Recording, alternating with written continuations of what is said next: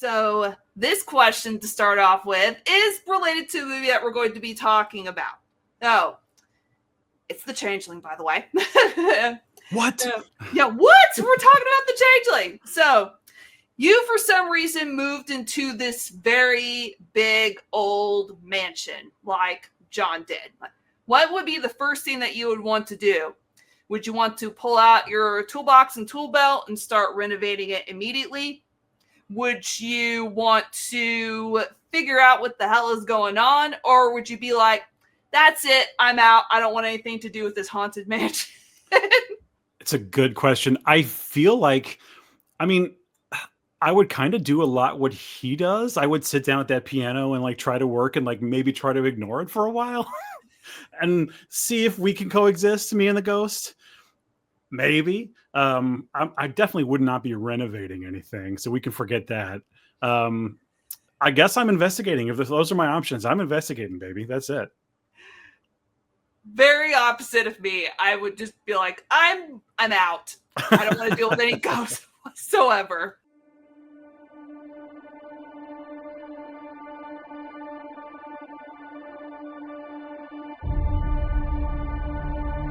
Hey everybody, how you doing? It is I, the Terrorific Lady, otherwise known as Brandy, and welcome to Retro Horror School Talks, where I drag a person on kicking and screaming to talk about what else retro horror and retro horror movies. And my latest victim is Dustin Krefft, who is a musician and podcaster. So welcome, Dustin. It is so great to have you here.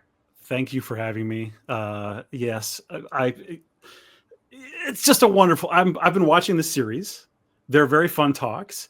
The guests have picked great movies.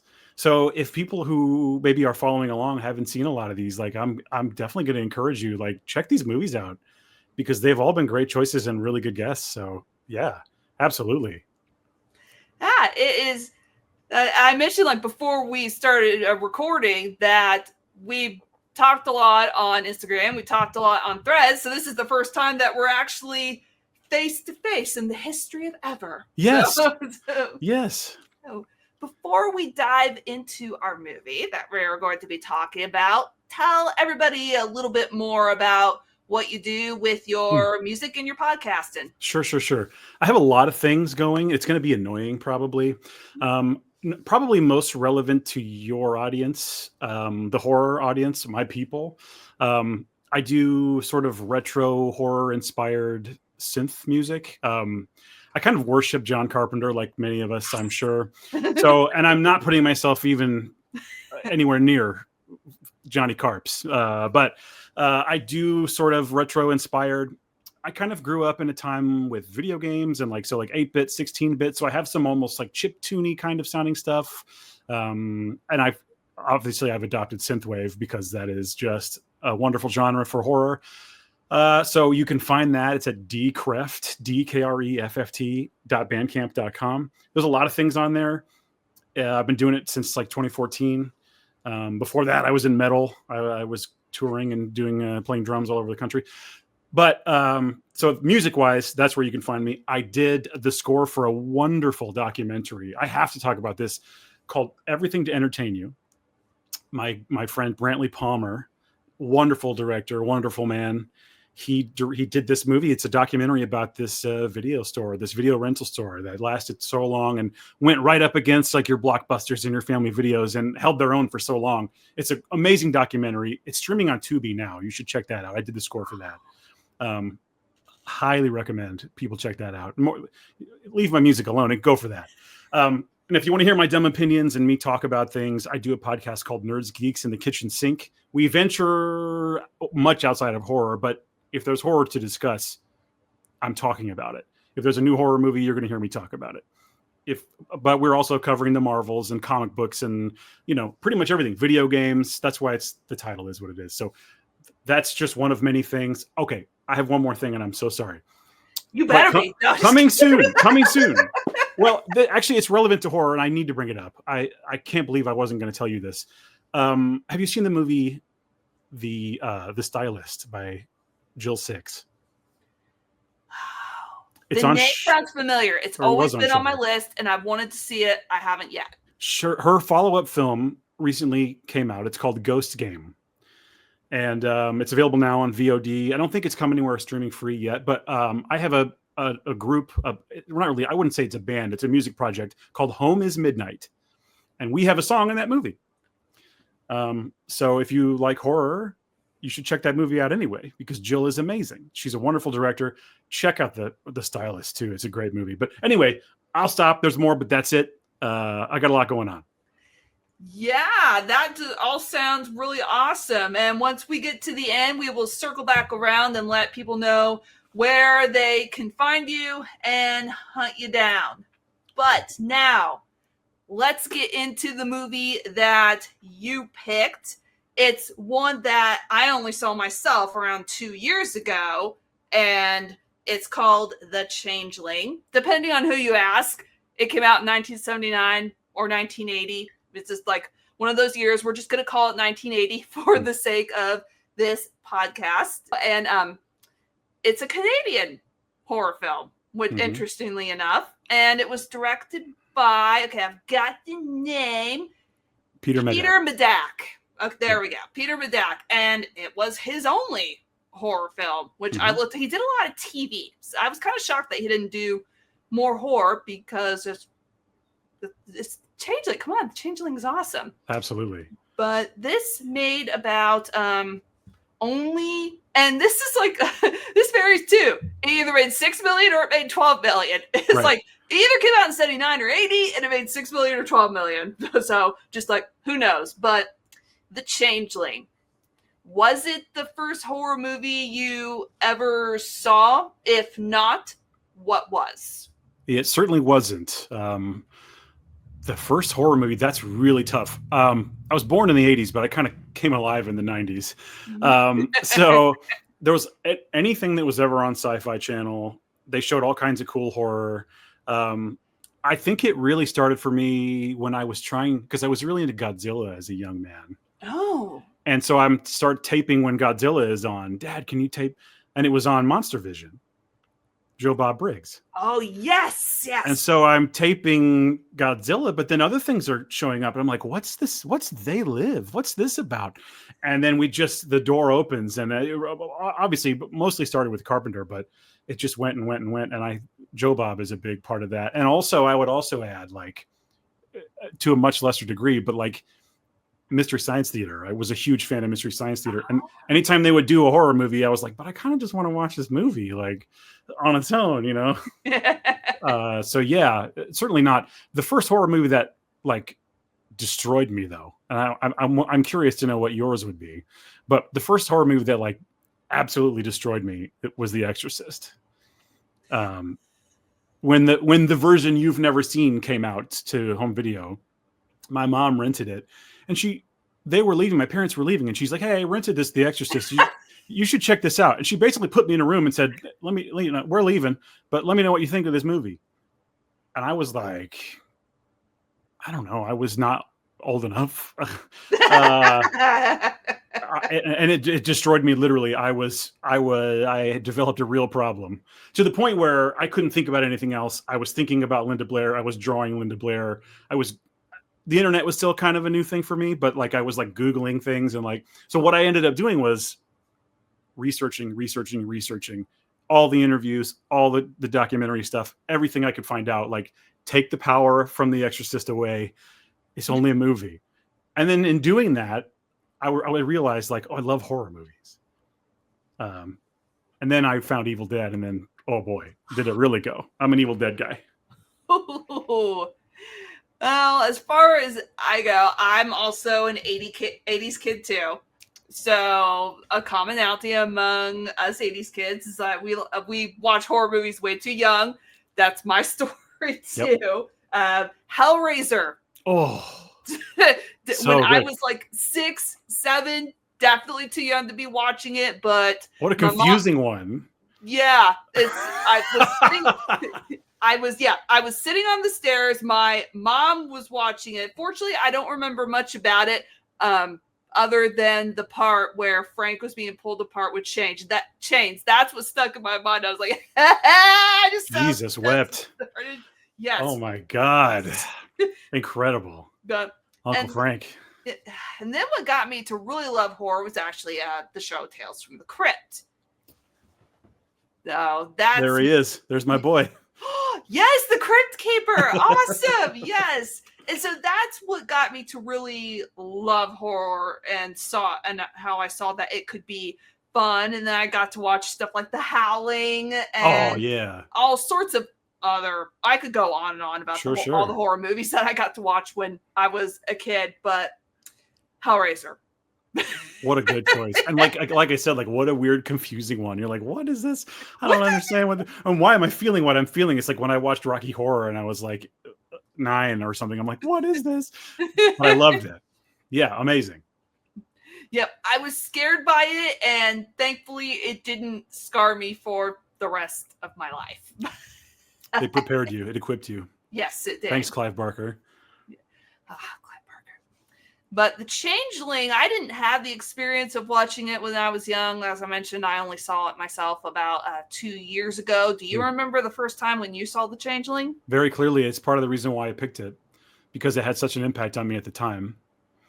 I had bought a house and had just moved in, and we were only there for a short time.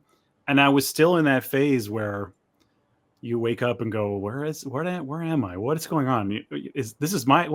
And so I wasn't feeling quite at home. I was feeling kind of, out of place and displaced, if you will. And I was renting. This was at the time when you could still go to a video store and rent movies, right? So I rented a bunch of movies, and I had kept hearing, because I was already well into horror by this point. But I just kept going in and I was asking I would get a list from the internet, or somebody would tell me something and I would go in and say, do you have this? Do you have this? I remember going in and going, do you have The Changeling? They're like, oh, Angelina Jolie, right? And I'm like, no. No. And the young person behind the counter had no idea. And I was like, I eventually got it anyway. And when I saw it, it was like, I really identified with George C. Scott and the man out of place and new house and everything seems weird. And what was that noise? And what is all this? And it really, really, I've always loved Gothic horror.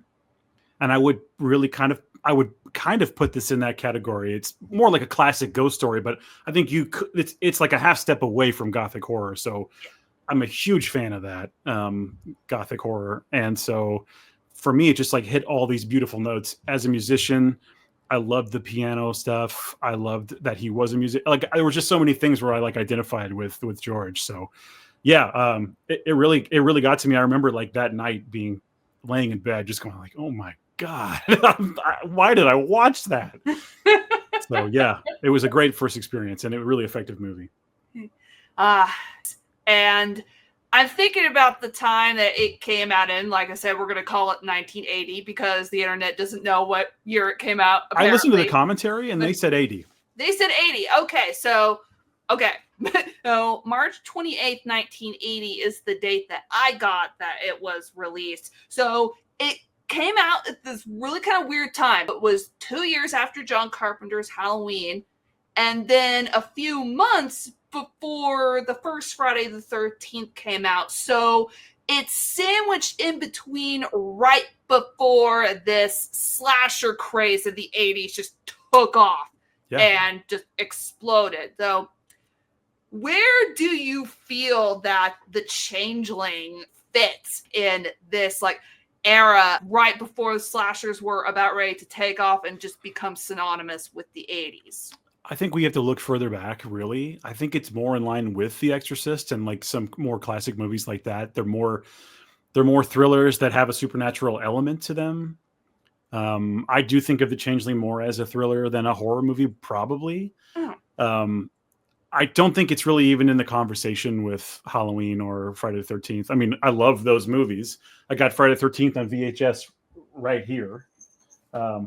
Next to Demon Wind. I love these things, right? But I don't think it even goes together. I don't think they were on the radar. I don't think at all. I think they're looking at Hitchcock even. I think they're looking at Exorcist. I think they're looking further back. I think they're looking stuff like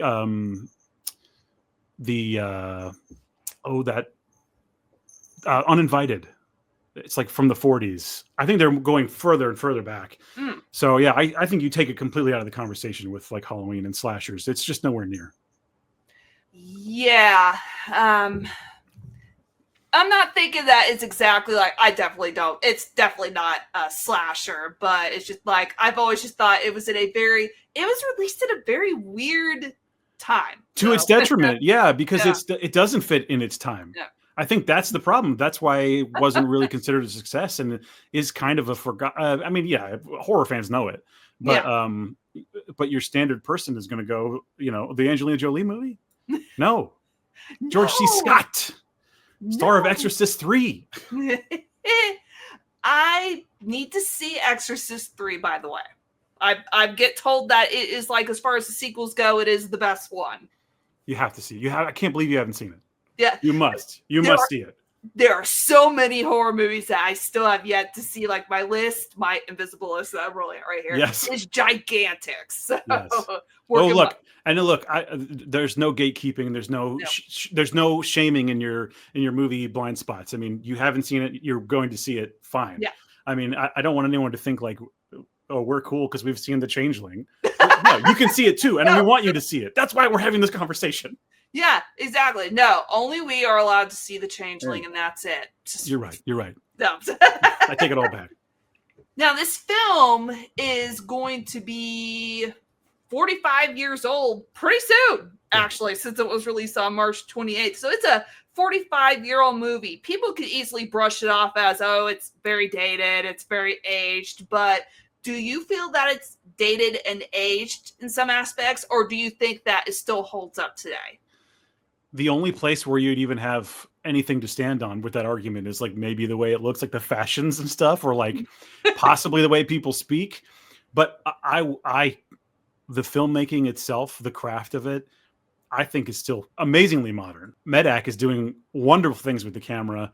He's telling a story, not just here's what happened, here's what happened. I mean, there's all these psychological elements, and there's a lot of like things that are maybe are they or aren't they. There's a lot of, I mean, it's very layered. It's very layered, and the performances are so good and mostly naturalistic and just wonderful. I think it's much more like a modern movie. I mean, I would put it definitely more like, if this were to come out today, it would probably be more in like the A24 style camp, right? It wouldn't be, I couldn't see this as like a Blumhouse, like, you know, not really. No. It's definitely more of a Neon or a A24 type deal. Yeah, I would see The Changeling as that kind of movie as well. And I'm thinking about it, it just has so much to, like you said, it's layered. It has so much to explore, so many things to unpack, so many themes especially. And one that sticks out to me is especially the nature of grief and trauma. This film is very deeply rooted in it. How does the film explore the nature of grief and trauma, and how do you think does it use the supernatural elements in the film to do it? Well, if you think about it, and this is actually something that comes, I don't want to be Mr. Hey, I saw listen to the commentary. I don't want to just regurgitate, but something very interesting was said in the commentary, and that is the grief element is what keeps him in the house. He's dealing with this loss. At first, he thinks it might even be his daughter or wife communicating, specifically the daughter, because of the ball thing. It's her ball bouncing. And kind of the argument is like, oh, if you saw these things, you would just leave, right? No, because he thinks it's a very confusing and upsetting situation that he's in. And he, you know, if there's even a chance that it's his family member, he's going to stay and he's going to figure it out. And when it's finally sort of revealed, and spoilers, that it's probably not his daughter, he then sticks it out because he's so open to the grief and he's so open to the pain of it all that he immediately is like, I can't let this go. That's his whole motivation. So yeah, absolutely. I mean, that theme is through the whole thing, and it is so beautifully portrayed with, I mean, George C. Scott just nails it. It comes through in the piano music. It comes through in just his performance, and just even the house itself kind of is empty and sad, just like he is. So Yeah, that theme is there, and it's hot and heavy. And I love the way that they portray grief, as everybody has gone through some form of grief. And like you said, it is shown beautifully, just the way that he goes through the motions, how he even says that he's just living life almost for, I guess, the sake of living it. And also just at certain moments, he'll just break down and cry. That shot of him in bed, I think, and he's Yeah. got his head, he's crying. I feel it. I've been there. It's absolutely, he's amazing in this movie. Yes, he is. And the only other thing that I remember him from is Firestarter. So compared Is it called Rainbird? Yeah, it's like With an eye patch? Yeah, and like the ponytail. It's kind of awesome. I saw him in, like, Flim Flam Man is a movie he's in. I remember I watched a lot of TV as a kid, so like, yeah, he was around. Plus, obviously, like, horror fans know him from Exorcist 3, which you should too. Yes. You will soon. Yes. And you talked about the ghosts a little bit, how he first thinks that maybe it's his family, and then later on he finds out it's not, and it leads him into this big investigation about just at the center of it all, it's a ghost wanting justice. Usually in movies that have hauntings, I've noticed it's just revenge ghosts. So ghosts that want revenge for a certain wrong that has happened to him. Do you feel that there's an idea of revenge versus justice in this film? Or do you think it's just like all revenge or all justice? Like the ghost is just wanting to make sure the murder is solved. Yeah, I don't think it's justice in the slightest. Not at all. No, I find it to be... Oh, sorry. It's not revenge. Sorry, I was on a different planet. It's not revenge. It's not revenge. It's not revenge. Tell everyone. Open a window. It is not revenge.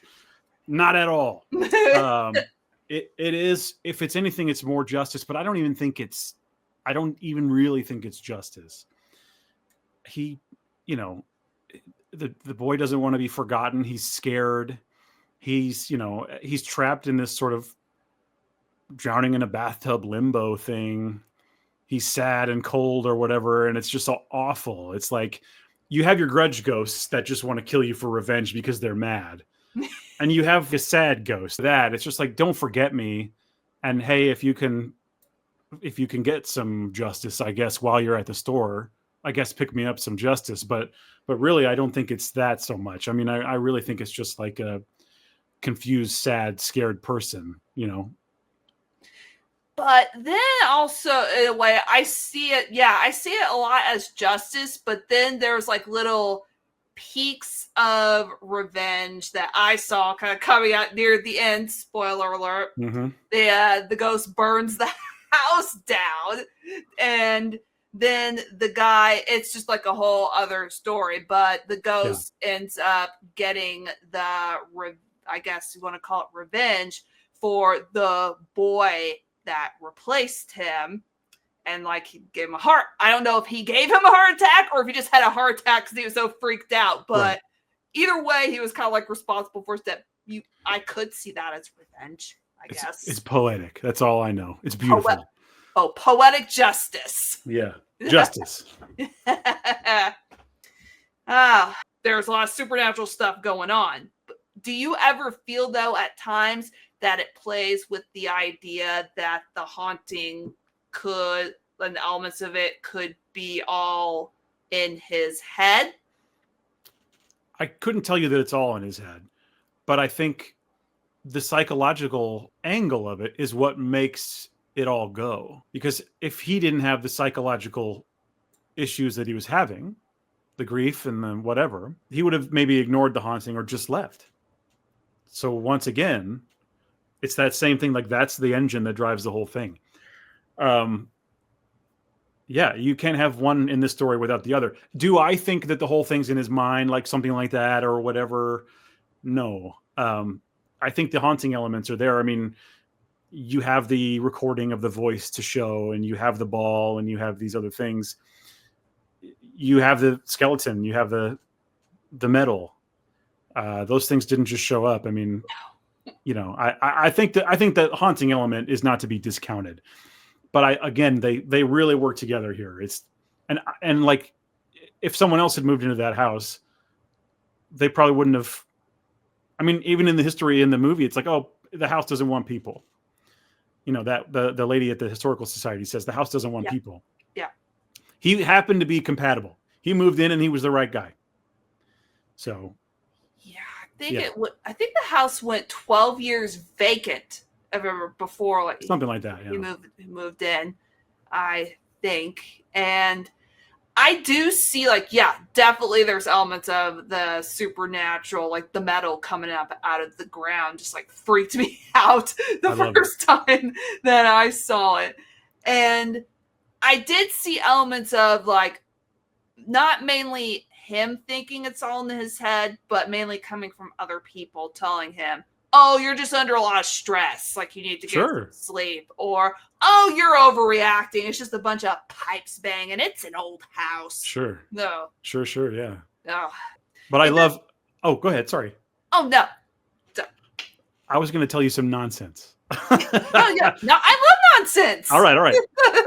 There's a couple lines in this that I really love, but there's a line that gets used for some reason, like in my everyday life.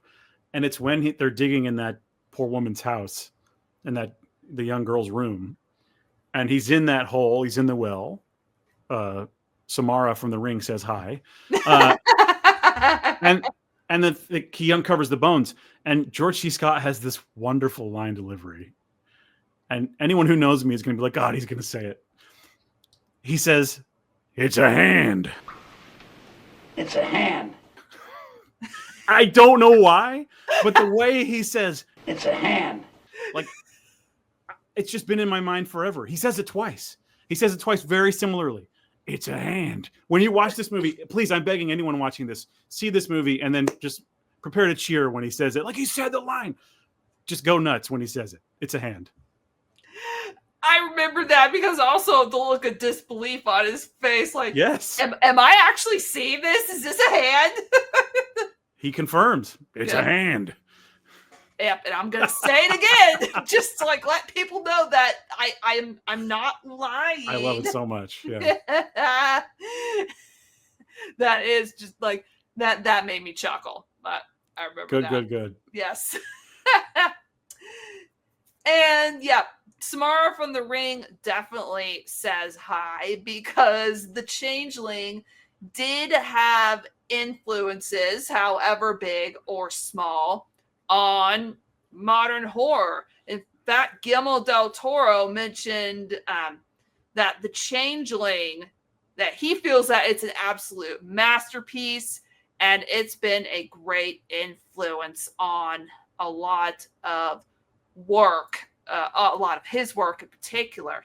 What filmmakers do you feel, besides Guillermo del Toro, that's too easy, what filmmakers do you feel were influenced by the Changeling? Yeah, I've read all kinds of stories about just the biggest names, like Scorsese, like owning his own print. Like, you know, everyone, all the big guys love it. They know it. Spielberg, I know, has watched it. And I think there's some story that he was kind of looking at it before Poltergeist, although he totally goes a different direction and with Poltergeist, and thanks to Tobe Hooper. But yeah, for sure, the movie is clearly best in class of the haunted house film. You can look at movies, like I was saying earlier, the Gothic horror movies, I think kind of count here. Guillermo for sure. I love Crimson Peak so much. Yes. It's truly one of my favorites. I mean, there was a weird, people didn't like it at first, but like I knew what I was getting into from minute one. Like I was so ready for this Gothic horror, romance and ghosts, and I just love that stuff. I grew up watching Dark Shadows and stuff, so I just like it. I love all that stuff, right? Dracula, Bram Stoker's, just the romance and the horror. I like it. Anyway, you got things like What Lies Beneath. Yeah. You got The Others. Yes. There's all kinds of movies that are just stealing left and right from the Changeling. And yeah, I mean, it's clearly, like I said, best in class as far as haunted house, sad haunted house movie. I mean, it's the blueprint For sure. It's the blueprint. So I think it will continue to be studied and ripped off forever, probably. Yeah, it is definitely the blueprint. And like I always say as a comparison that like The Exorcist is the gold standard for exorcism movies, and it's been ripped off like ever since they ripped off in a good way. The Changeling, I feel, is the absolute blueprint, like as you mentioned, or the gold standard for haunted house movies. So what do you think makes it so, I guess, different from other like modern, like supernatural haunted house movies? So what makes it, so to speak? I think that's pretty easy. I think it's because it has a little class. I think it's because it got Krefft. I mean, Medak knew what he was doing. I know when he was making the movie, was still grieving the loss of his brother. And so he had that real life energy to put into it. And he just knew, he was feeling it. He was feeling it the whole way through. So yeah, I mean, absolutely. It has a sense of class. It is masterfully shot. It's beautiful. The music really lends. Like I said, the soundtrack is incredible. The performances are good. I mean, just like everything about it just makes it, it's the best. It really is hard to beat. Yeah, it is. It really is. And I'm kind of mad at myself for not even really knowing about it until about 2 years ago. No, Brandy, these are the best. No, Brandy, no. This is the best. No, truly. If you can give yourself the gift of a masterpiece like this, like now that you are able to enjoy it, now that you've seen all the garbage, or now that you've seen a significant amount of nonsense, and then you can put on the Changeling and have like an amazing, expensive, high class meal. You can have your fast food, you can have your Blumhouse movies and whatever. And look, I love them. I'll go see them, but they're not going to have the lasting effect on me that the things like the Changeling will have. I mean, I would put it next to like Hereditary and stuff like that in the modern world. Those are just they just have a different sensibility. They're a little bit more raw and real. And so you don't go to see the Changeling for fun. You don't see Hereditary for fun. It's a horrific experience that it gives you something to think about, and it gives you something that freaks you out and makes you appreciate what you have. And, there's all those lessons. That's it. So we should appreciate these horror classics that we haven't seen yet. Absolutely.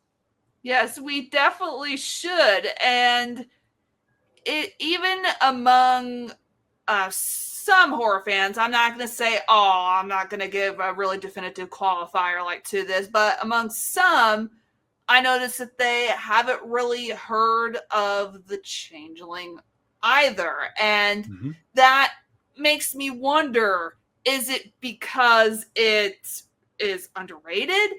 Is it because it's just one of those movies that maybe in the midst of all the horror movies, it just kind of slides right in there under the radar? I mean, what do you think? Yeah, I think it certainly has a barrier of entry. Number one, it's not quite as well known as Exorcist, Halloween, Friday the 13th, any of those. But I think it's every bit the quality of them. I mean, for sure. So, but I think you're probably looking at something like a lot of horror fans, and I don't want to just say modern horror fans because it's always been this way. People will go, it's boring. Nothing happened. It was too quiet. I fell asleep. You have to want this kind of experience, I think. This is the kind of movie where maybe you might see it in film class and go, and then like 10 years later go like, I think I loved that, or I think maybe that really influenced me. It's not for every horror fan, not to like gatekeep anyone. Like I think everyone should see it, but it's just not like, just like some people think The Shining is too slow or think The Shining is a little too whatever that is out there. I think The Changeling is kind of hand in hand there. It's not quite as, it doesn't quite punch you like The Shining in some ways, but I think it's every bit as effective. I think they would make an interesting double feature, for example. But yeah, that's probably why it's not on everybody's list. I'll have to do that as a double feature as a side, The Shining in the Changeling. Get some I think that would caffeine be- in you because you're going to need to be awake. Oh, like, come on now. Like, no, you make a good point. It does, the Changeling. It's not a, to me, it's not boring. Some others may think it is, and that's perfectly fine if that's what they think about it. But it very much relies on that slow burn tension and the build up and the build up and the build up before the payoff. Now, nowadays, I could think of a few horror films that also have that same kind of slow burn. For instance, The Witch, or even Hereditary, or Midsommar. You can kind of see these slow burn horror starting to creep back into the horror movie catalog here. Well, that's the thing. They never left us, but you got to find them. You got to find them. They're not going to present themselves to you. You got to look at lists, and you got to go on Letterboxd and ask people. You got to find them. You got to be in a club, or you got to hear the right podcast. You know what I mean? So hopefully we're doing that for someone right now who has not seen The Changeling and goes, maybe. And then they watch it and it's amazing. Please, I hope you do. Yes. And comment on this video if you do, please. Yes. Like and subscribe. Yes, he's doing my job for me. Yes. But I still definitely think there is a place for slow burn horror in the midst of all these horror movies. But I know nowadays that a lot of attention spans have shifted a little bit. I feel there's still a place, as I mentioned earlier, for slow burn horror. Do you feel there's still a place for slow burn horror in these modern times of all of our social media and 20-second videos? I think the answer I'm going to give you is hell yes. Hell yes. I want more of it. I absolutely want more of it. I don't mind at all. Like a new movie will pop up on Shudder and it's like an hour of talking before anything happens. And then it's like, whoa, I love that stuff. So yeah, please. Slow burn horror is for me. Like I said, it's not for everyone. And I have my nights where maybe I'm like, maybe tonight's not the best night for that. Maybe I just want to watch a weird slasher. I love retro slashers. I love all that stuff. Or maybe I feel like just Terrifier again. Terrifier 3, Evil Dead 2, Army of Darkness. I have to just mention Phantasm because it's like one of my all-time favorites. Phantasm for life. I'm thinking about you, Reggie, all the time. I love you. Legitimately. My last album that I put out is a 3-song EP, and it's all inspired by Phantasm. So I'm just such a huge Phantasm fan. So yes. Yeah. It's funny. Speaking of Phantasm, a little plug for myself. I just recently did a franchise ranking video where I ranked all the Phantasm videos. Can you? Now I need to watch that, but can you quickly give me your rankings? Oh my goodness! Do you remember? If you don't, I don't want to put you on the spot. Okay, I think I remember. So my last one was Phantasm 3, and then what did I put as fourth? I don't remember. But then so Phantasm 3 I know was last, and then the Phantasm 5 I think was third, and then the second was the first one. And then the first one, I loved Phantasm 4 Oblivion, so which means my fourth one was the second one. Okay. So yeah, there's my ranking, just kind of all jumbled up and backwards. I love that you love Phantasm 4. It's my second favorite. I think Phantasm 4 is like in a lot of ways like just as good as the first one, and I love that old footage. And I didn't come here to talk about Phantasm, but I mean, I have the Phantasm box set. I don't know. Yeah, there you go. Yep, I see it. I love it so much. I'm a huge Phantasm guy. So thank you for indulging me. Yeah. Well, anytime, we're talking about the Changeling, but anytime you want to come back on here and be like, I want to talk about one of the Phantasm movies, even if it's one of the ones that I didn't particularly care for, I'd be down. All right. You got it. That's a future invitation there. Thinking of horror movies just in particular, they're going to have some kind of scares, whether they're jump scares or whether they're just very kind of scares, just depends on the movie. So The Changeling has its own way of building up scares and the different techniques that it uses to get those scares out of us. What are some moments in this movie where the scares really stuck out in your mind? I think most people will probably think of the seance first. That's such a great scene, and you get It's really tense. It's so beautifully shot. It's so well thought out, and that glass blasting off the table, smashing. It's really really good. That's an incredible scare. I love that. I think one of the things that got me even more though is when they're reviewing the audio and you hear the voice start to come through, much like in The Exorcist when you hear those other weird voices. Yeah. Just the audio alone is like really scary because it's just like you're realizing it's real, it's real, it's real. You know. Child killed by the coal cart. No. We are here to help you. What is your name?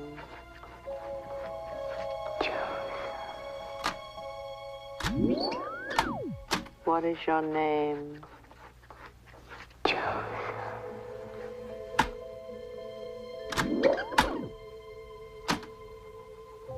What is your name?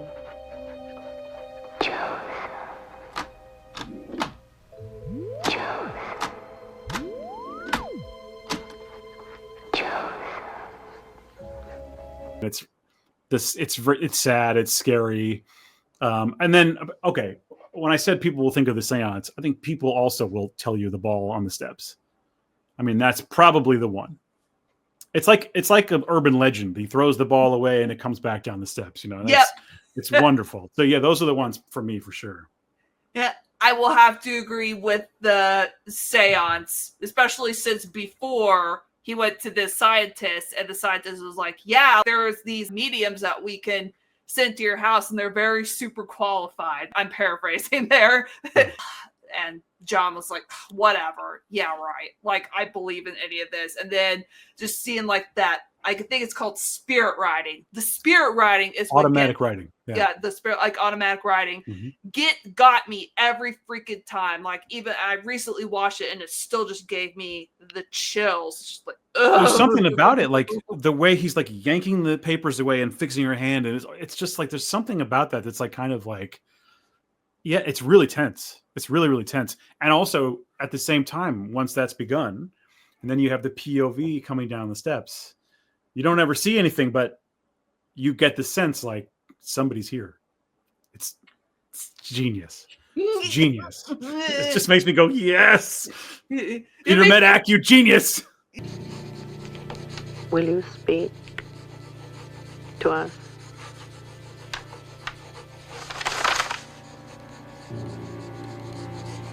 We are here to help you.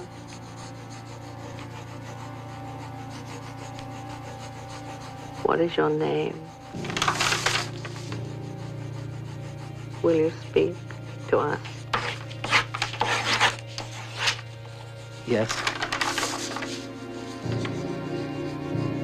What is your name? Are you the child Cora? Are you the child killed by the coal cart? No. What is your name?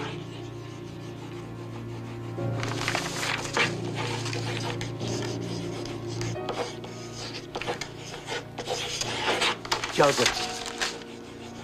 Did you die in this house, Joseph? How did you die?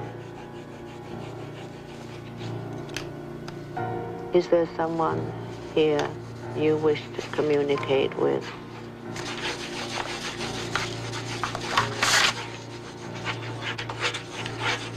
John. Help. Help. Help. Help. John. Help. Help. Help. Yeah, I'd be like, no, go away. Or probably I would like get up from the table and run. Seances in movies just like always freak me out. Have you ever done one in real life? No, I No? don't ever. I don't ever want to. I know, like I'm wearing like a Ouija board shirt, just kind of like, you know, very apropos for talking about, even though they didn't use a Ouija board. But Sure. Okay. no, this is, I've heard, I see it enough in horror movies to know just like I personally could never do. Fair enough. or take part in one. I'd be like, No. But would you watch the Ouija movies? Would I watch? I don't know. I'll get back to you Okay. on that. I think one. didn't Flanagan do one of them, or am I crazy? I don't know if Flanagan did one. He did Oculus. Hang on. I know it's the one about the haunted mirror. Ouija 2. Who directed that? I could be insane. No, Ouija 2. Mike Flanagan. Oh, So if you're into the Flan Man, I remember Ouija 2 being a pretty decent movie. So yeah, he directed Oculus, and that wasn't too bad. I liked his take on Gerald's Game and Dr. Sleep. I think Gerald's Game is good. Yeah. That reveal. That speaking of a slow burn with a really scary reveal at the end. Gerald's Game, the Midnight. Is it called the Midnight Man? Yes, I think it's called Oh the Midnight my Man, Moonlight God. Man. Oh, something Mr. like yeah, that. whatever it is. Oh, Yeah. Amazing, right? So there's Yes. another one.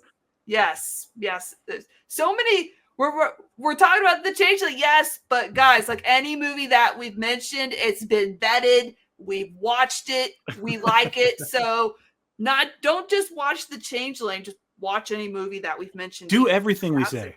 Yes, do everything we say. Like our word is law. And much like we love the Changeling, but not everybody is going to have the same thoughts and feelings about it. And yes, I like to look at critic reviews. And this is a very older one from one half of who's considered the it reviewers of the time. So Siskel and Ebert, so Roger Ebert of the Those Chicago. old villains. Yes, They are, as a horror fan, those guys are our enemies. Yeah, yes. So here was his review of the film, and I want to know what you think of it. It's not the entire review, it's just a little brief snippet of it. If it only took craftsmanship to make a haunted house movie, The Changeling would be a great one. It has all the technical requirements, beginning with the haunted house itself. The film does have some interesting ideas, but it doesn't have that sneaky sense of awful things about to happen. George C. Scott makes the hero so rational, normal, and self-possessed that we never feel he's in real danger. We go through this movie with too much confidence. Interesting.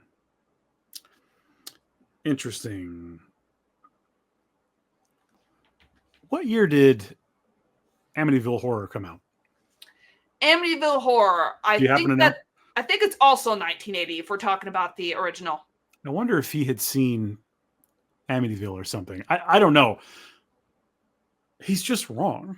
I mean, if you're looking for a certain kind of movie, then yeah, you come in with that preconceived notion of, I think these very scary jump scare demons are going to pop out, and there's going to be blood, and there's going to be guts, and there's going to be. The Changeling isn't that kind of movie. I think he just wasn't prepared. I would describe The Changeling as a bit of an artsy film, but like that's it's a positive. I don't think it takes anything away. I mean, I think that's crazy. No, he's just wrong. As it many times before, he's wrong. Yes, and one very infamous, since we mentioned Carpenter earlier, it's always like a like my personal inside joke. I always had to find an excuse to mention John Carpenter at least once. It's just pretty much as you should, almost anything. But his review of The Thing, pretty much calling it the barf bag movie of July, and how it was flat and the characters weren't developed. And it's like, you are wrong, like times 10. History has shown that was wrong. Yes. Unbelievable. I mean, barf bag, maybe. I get that. That's because the movie's doing its job, dude. Yes. Yes. But yeah, no, flat characters, shut up. Yeah. Shut up. Hush. Yeah, for real. Get out of here. Okay, we've been talking a lot about The Changeling, and we consider it, like we, and probably other horror fans too, Yes, just for like sure. the it like film when it comes to hauntings or haunted houses. But in 1980 specifically, there were a few other like haunted house or house-ish or haunting adjacent films that came out. 3 of them that can immediately come to my mind are, of course, The Shining,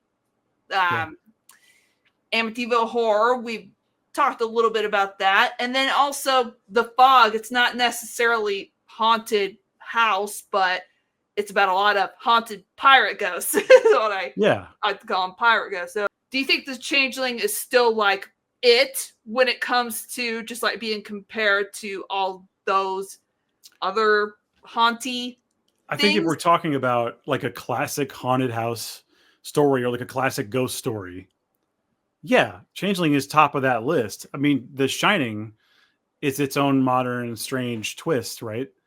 The Shining is amazing, and it's an incredibly well-made movie, of course, and many would say better than The Changeling, but I think they're both just so different. It's hard to compare them. But yeah, that's and by the way, what a great year for these kinds of movies, because Amityville Horror are also like incredible, but that's more of the, like we talked about earlier, like the Blumhouse style, the scares are in your face and that you're going to see stuff and it's going to be violent and it's going to be whatever. So I would put The Changeling definitely at the top of that as far as like a classic haunted house style movie for sure. In the traditional sense, like I just happen to have this movie, The Uninvited. Ooh. It's a classic ghost story. It's just a classic ghost story. That's the whole thing. And I think The Changeling just nails every aspect of that for sure. I would not complain in the slightest if we had more movies that came out like now that were just like The Changeling or just like really cool haunted like house ghost story things. I love that kind of stuff. What was that recent with The Presence? Did you see is it called The Presence? Is the Presence? Is that what it's called? I could be wrong. I think so. Did it recently come out? Yeah, it's like from the POV of the ghost. Yeah. Now that's interesting. I didn't see it yet, but it's an interesting concept. The reviews I've seen are mixed, but the reviews for Changeling were mixed, so you can't trust those guys. Yeah, no. I use reviews as a barometer, but then I like to make up my own mind about things. Yeah, so, it's a Steven Soderbergh movie. It just came out in January called Presence. Okay. That concept does sound interesting. I'll have to remember that in my mind and and watch it. So we've got like a ghosty, like haunty type movie that has recently come out.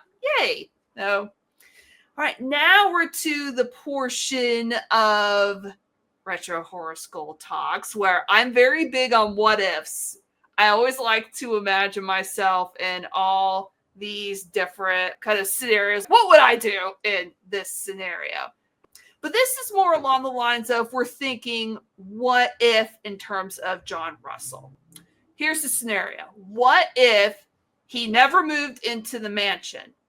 His arrival at the Chessman Park house, that's pretty much the catalyst for this entire thing. That's what kicks off this entire movie. But what if he never set foot inside? Would his spirit, the spirit of Joseph Carmichael, do you think he would have found another way to reveal the truth of what happened to him? Or do you think that he would have turned into a very angry spirit and his secret would stay hidden forever? Sure. Yeah, like we talked about earlier, he could turn into one of those like vengeful grudge guys, for sure. It's hard to say. And I think even more interesting to me is what would happen to George C. Scott's character. Would he, because I have to imagine that going through all this, yes, it's traumatic for him, but it must be some kind of a release, right? It must be some kind of a pressure valve for everything he was going through.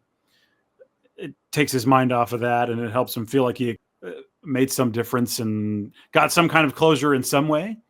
So you wonder, would he just be a depressed old man forever? Would his life be terrible?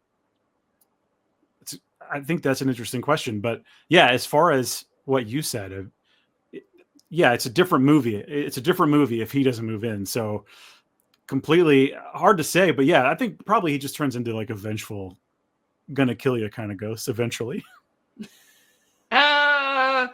Yeah, I'm thinking along the same lines there too.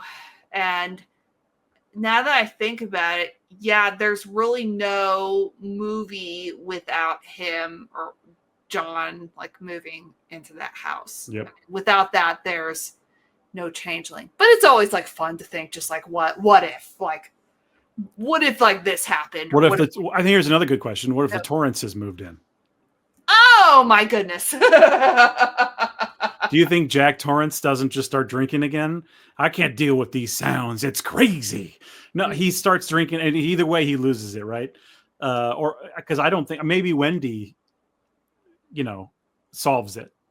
Yeah, maybe. Or even look, the small boy, maybe he, what's his name? I can't believe Danny. Maybe Danny, makes contact and says, "Mommy, there's a little boy," and that's how they figure it out. Yeah, that'd be interesting. Jack is just pushed to the side because sorry, no, you're not needed. Like, go right and do whatever it is you have to do. Yeah. Wendy, like, I've got this. Danny and I've got this. I think, Jack would just be immediately taken over by the bad vibes and just take it out on everyone. And Wendy and Danny would be the ones figuring it out. Now we're to the portion of Retro Horror School Talks, what I like to call the Retro Lightning Round. So I've got a series of questions that are related to the movie. And you're just going to say the first answer that pops into your head. Don't overthink it too much, but you can expound further on your answer if you want. Okay. So let's see here. So out of the two main characters, so John Russell or Claire, who do you think is the best as far as the main characters go?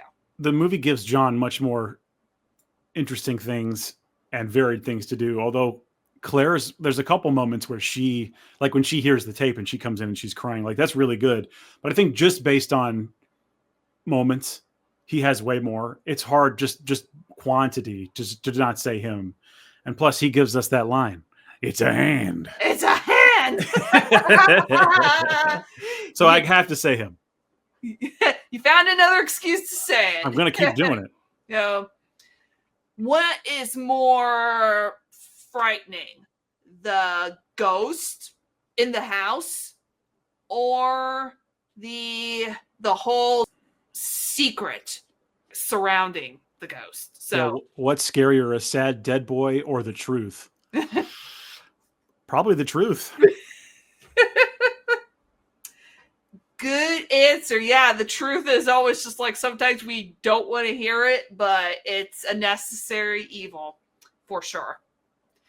No, the things about the red ball bouncing down the stairs and the wheelchair that's moving by itself, do you think that those are iconic moments, or do you look at them and go, overdone? Oh, they're definitely iconic. I mean, this movie did it first in a lot of ways.